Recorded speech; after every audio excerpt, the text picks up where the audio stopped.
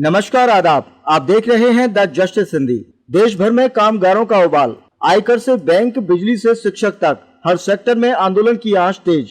क्या यह सिर्फ विरोध है या आने वाली बड़ी क्रांति की आहट? देश भर में श्रमिकों और कर्मचारियों के बीच असंतोष लगातार बढ़ता जा रहा है। नोएडा, फरीदाबाद, मानेसर और गुरुग्राम जैसे औद्योगिक क्षेत्रों से शुरू हुआ आंदोलन अब अलग अलग विभागों में तेजी से फैलता दिख रहा है। आयकर विभाग के कर्मचारी संगठन ITEF और ITGOA ने 16 अप्रैल से चरणबद्ध आंदोलन शुरू कर दिया है।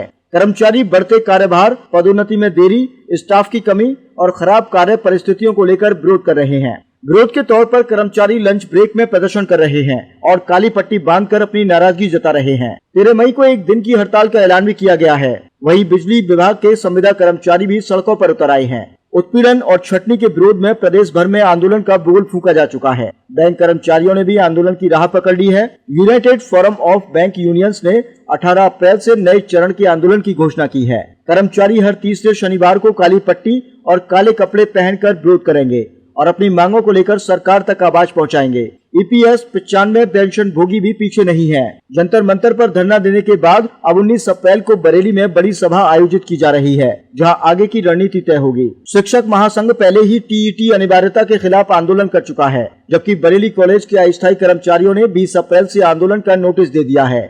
विशेषज्ञों और संगठनों का कहना है कि बढ़ती महंगाई, बेरोजगारी, कर्मचारियों की कमी और आर्थिक नीतियों का दबाव, इन सब ने मिलकर कर्मचारियों और कामगारों में गहरा असंतोष पैदा कर दिया है।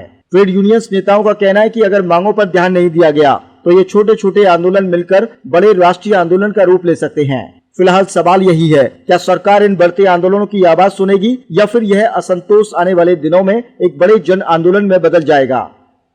पिछले कुछ दिनों में नोएडा, ग्रेटर नोएडा, मानेसर, फरीदाबाद, गुरुग्राम, दिल्ली और राजस्थान के कुछ शहरों में जिस तरह से कर्मचारियों, श्रमिकों, मजदूरों का स्वतः स्फूर्त आंदोलन शुरू हुआ है, वो अपने आप में बताता है कि ये श्रमिक, ये कर्मचारी अंदर से बहुत आहत हैं। और 4 नई श्रम संहिताएँ लागू होने के बाद, ठेका भत्ता बढ़ने के बाद, महंगाई बढ़ने के बाद, गैस की किल्लत बढ़ने के बाद इनके अंदर जो गुस्सा था वो सामने आया।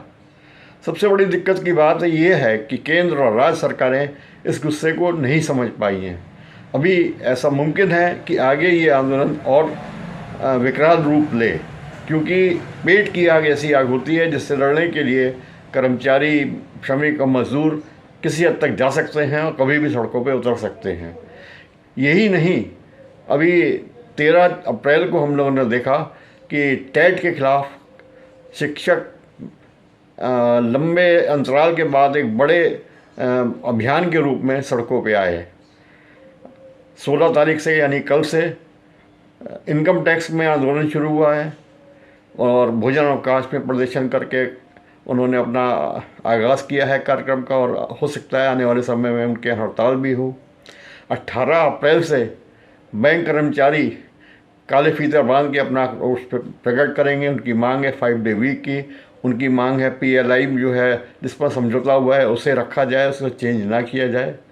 इसी तरह विद्युत कर्मचारियों में जो संविदा कर्मी हैं वो छटनी के खिलाफ, उत्पीड़न के खिलाफ कल से सड़कों पर हैं, आंदोलन कर रहे हैं। ये आंदोलन किसानों का भी हो रहा है जगह जगह। ये बताता है कि देश का श्रमिक और कर्मचारी अशांत है, उसके अंदर एक गुस्सा है, आक्रोश है और वो कभी भी प्रस्फुटित हो सकता है। सरकारें चाहे केंद्र की हों या राज्य की हों, वो डंडे के जोर पे पुलिसिया दबाव बनाकर इसे नहीं रोक पाएंगी।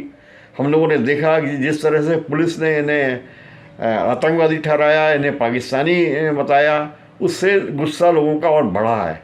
सरकार को चाहिए कि नियमित रोजगार दे, महंगाई पर अंकुश लगाए, बेरोजगारी कम करे, अन्यथा सरकार को ये सब समस्याएं झेलनी ही पड़ेंगी।